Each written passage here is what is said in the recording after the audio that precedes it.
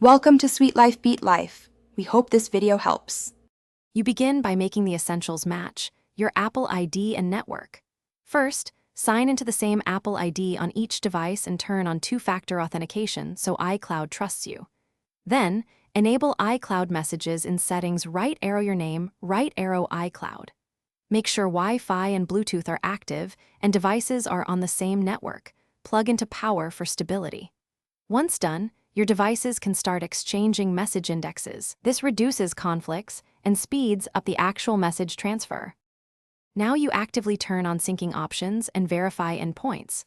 On the iPhone, open settings, right arrow messages, right arrow send, and receive and check that your phone number and email addresses are listed and selected. This ensures messages route to the right inbox. Next, toggle messages in iCloud on each device so the full conversation history replicates.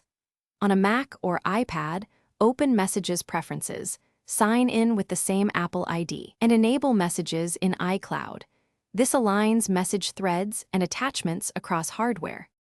Finish by letting iCloud do the heavy lifting and then verify. Be patient. Initial uploads can take minutes to hours if you have many messages or attachments. Check the messages in iCloud status in settings to watch progress. If syncing stalls, sign out of Apple ID on the troubled device, restart it and sign back in, then re-enable messages in iCloud. Also, confirm you have enough iCloud storage. Low space is a common blocker, and once resolved, messages should reconcile across devices. Thanks for watching.